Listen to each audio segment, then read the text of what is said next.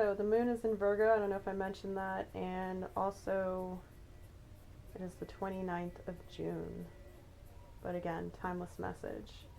It's whatever you need to hear for your highest and greatest good right now. So I'd like to ask everybody, take a deep breath with me. I'm going to chime my bell. Might take a second deep breath, but let's go. 1, 2, 3, deep breath in.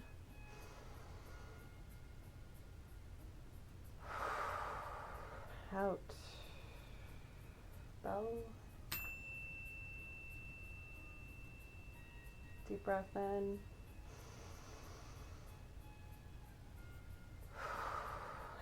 And out. Alright, now we're ready to go. Cleansed and cleared that energy. I'm listening to my typical playlist, Divine with me. All my links are in the description box, plus a disclaimer. Okay, no more delay, Spirit, let's do this. So, 5 cards across, I have Justice in reverse, Prince of Wands in reverse, 9 of Cups in reverse, 5 of Wands, 2 of Swords. Below that, I have 6 of Cups in reverse sitting under the Prince of Wands and 9 of Cups in reverse. And then we have the 10 of Wands below the 9 of Cups in reverse and the 5 of Wands. Then we have the Death card under the 5 of Wands and 2 of Swords, followed up by the Princess of Cups.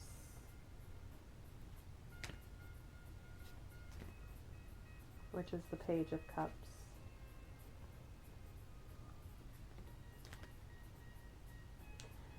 Some of you have been following me, have learned how to put your burdens down, work with change, transmute using creativity. And for those of you that are figuring that out, I congratulate you and I encourage you to keep going. It takes you out of nostalgia that had you stuck. It helps you clear your mind and get away from these karmic cycles and people, things that were not fulfilling your cup, not making you feel like you had what you wanted in life. Also, putting an end to these highly combative people, blocking them out, yet being open to receive divine guidance.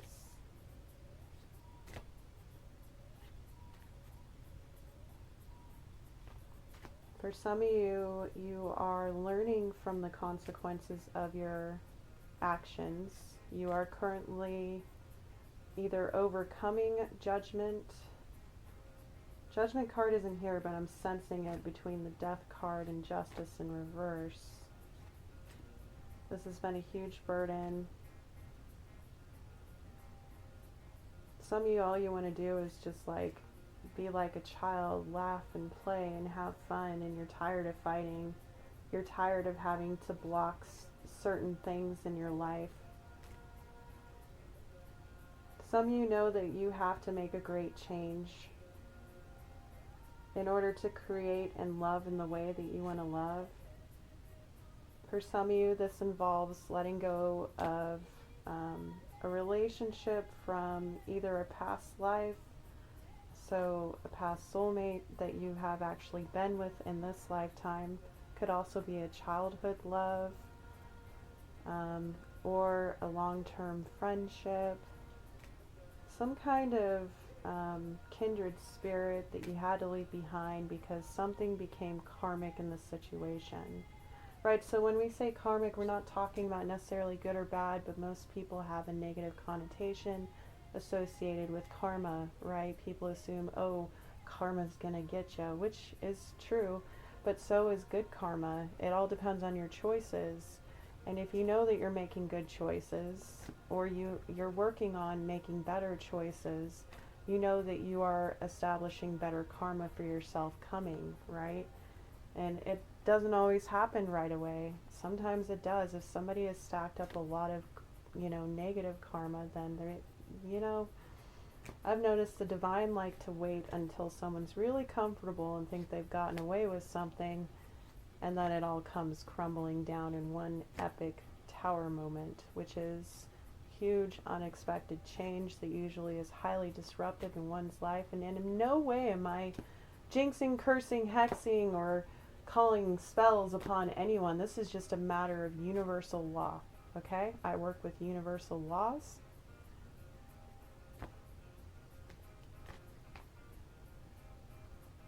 But it happens. It's the truth.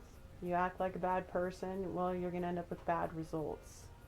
And good, bad, in between, it's all subjective based on your culture, based on so many different things that I don't feel like this reading is going to be about. Yeah, I just pulled the Empress card.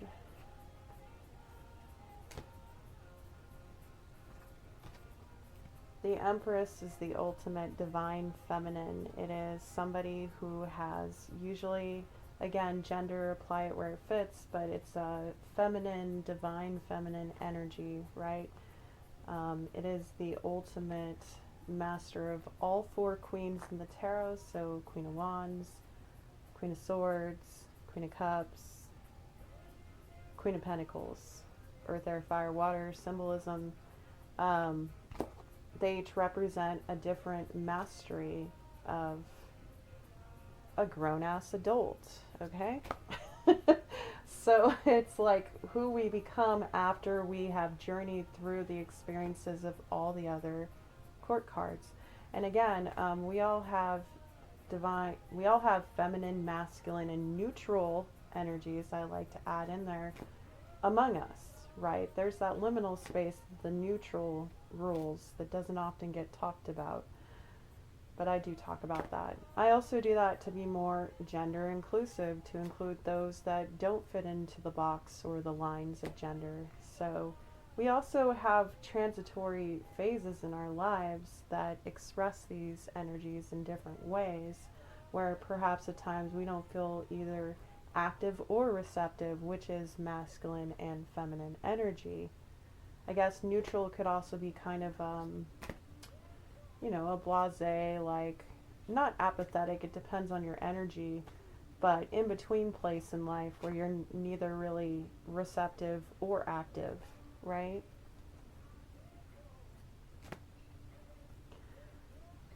So, for some of you, this Empress represents you. It represents everything you went through in this cycle to become this Empress, these four queens that you have mastered.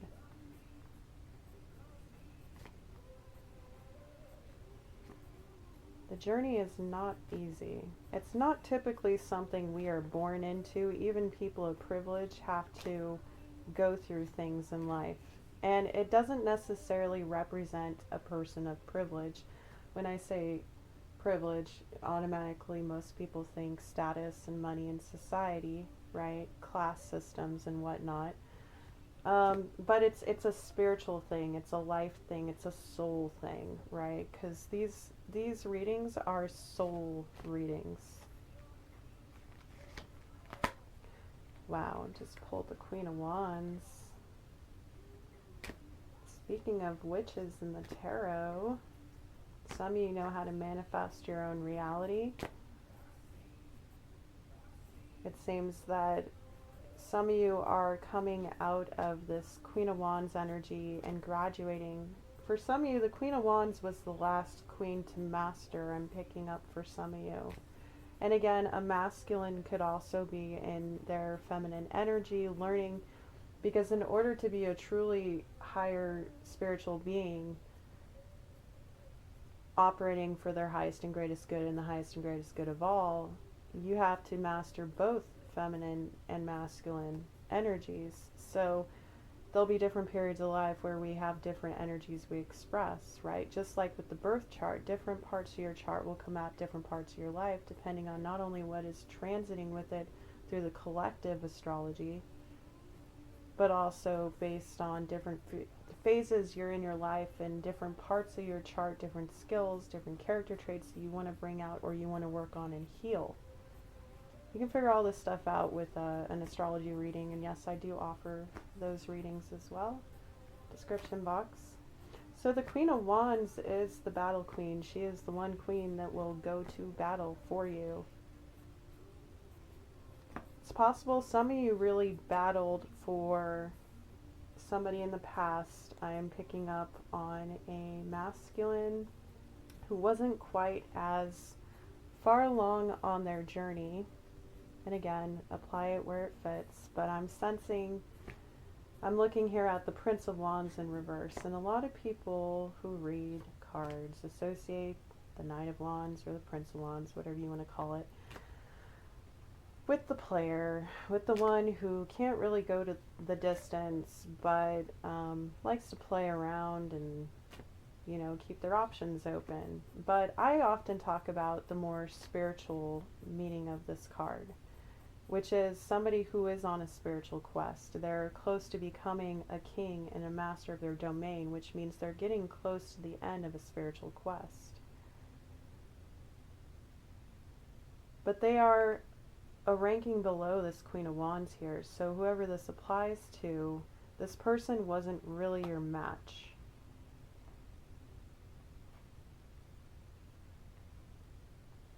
I'm guessing for some of you it has to do with this person from your past. Six of Cups in reverse. Remember, we were talking about somebody from your past who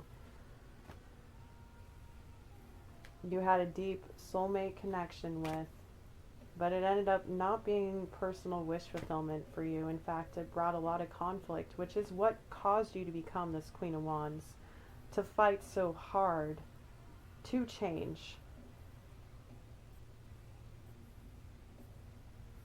But it's the end. It's the end of the battle. You've become the Empress. For those of you that need confirmation, and I'm getting full body chills now, you have become the Empress. You have just graduated. Congratulations. You earned it by walking away from whoever this karmic person represents. It could also be a sibling. It could be a younger sibling or somebody who acts like a younger sibling, even if they're older. Maturity is a factor. But with the Prince of Wands in reverse, I mean, I was talking about the standard things people associate with it, and it's already not the best look, right? It depends. Some people like that, you know, and, you know, if that's what you like, that's what you like. We all go through different stages and phases in life. But it seems like whoever you are, who was a Queen of Wands and is now the Empress, it looks like you're ready for your Emperor. Or your fellow Empress, whoever, whatever, however you'd like to apply that. You're looking for your divine counterpart now. But I don't think you're quite ready to go there yet. So yeah, this Prince of Wands in reverse, that's even worse. That's somebody who will cheat on you, break your heart, ghost you. Is more focused on experiencing life and adventure than they are being there for you. It can represent a very selfish, destructive energy. Just really somebody you can't really trust. And somebody like that is not operating from their highest spiritual path. They're not on the spiritual journey, or they are, they just haven't hit their tower moment yet that is going to make them awaken. So it's possible they are on the spiritual path. Remember this. This keeps coming up in messages when I'm channeling, when I'm meditating for myself or for the collective.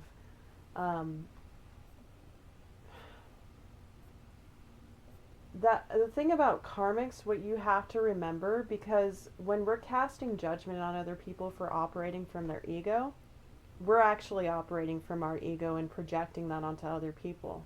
And it doesn't mean your observations aren't true, but it means that you have an ego too. So remember this is from Spirit. If you are constantly judging others and being like, oh, they're just a karmic, they're a this, they're a that, remember that you were their karmic too. And I'm not saying that means that you did anything they did that hurt you. I'm just making a point of saying that there are lessons that both of you needed to learn. I've noticed, I don't typically do love readings or drop into karmic energies because I try to talk more about the spiritual path. That's who I am. But, you know, just like everybody else, when I had first started watching tarot, I got kind of sucked into some of the lower vibrational energies because I didn't really know how it worked until I knew how it worked, and I studied the cards and taught myself and learned and all that. But, you know, you can easily get caught up in the what ifs and who's doing what and Why are they doing that? What do they plan to do? All that kind of stuff. And that in itself can become a karmic cycle to get stuck watching that kind of content. And I'm not saying that anybody who does that is not a quality reader. No, not at all. I actually have found certain readers who have amazing spiritual channels, spiritual insights, but they just like to do love readings from time to time. And that's cool because that serves somebody. And somebody has to do that, right? But one thing I've noticed is there's just so much judginess going on. And if you really consider yourself somebody on the spiritual path, you're not going to sit there being angry at people going, oh, well, they were just a karmic. Oh, they did this, they did that. Sure, you can do that. There is a time and place for venting when you need to. But when it becomes a cycle, you have to look at yourself and be like, am I still acting from my shadow now? That's time to check in and do the work with yourself. Somebody needed a lecture. I feel like whoever this Empress is that I'm talking about, you've learned that. You had to learn how to take yourself through some very hard times on your spiritual path and leave behind people who were not interested in that. And again, this could be masculine, feminine, or non-binary. Perhaps you are a more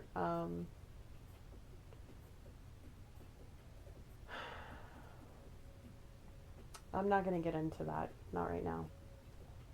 I don't actually try to speculate in my readings or project. I go into a state of consciousness that accesses the divine when I channel.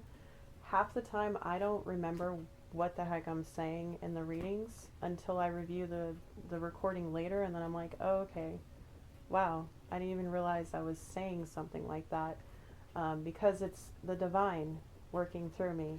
So I don't like to create storylines and speculate.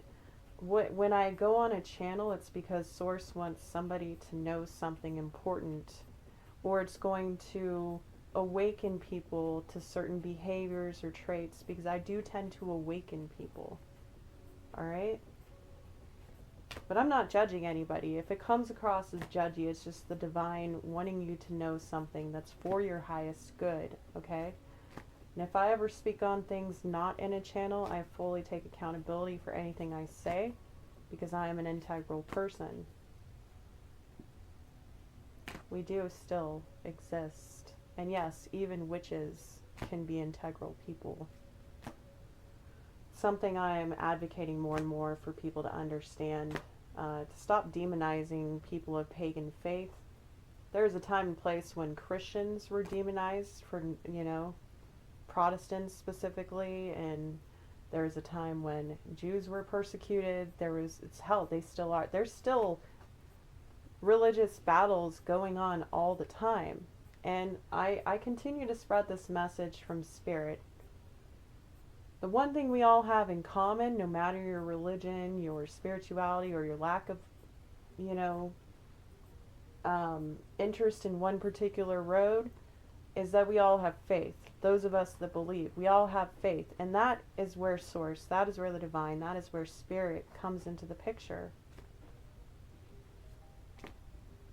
So let me get back over here, since we went on this little adventure.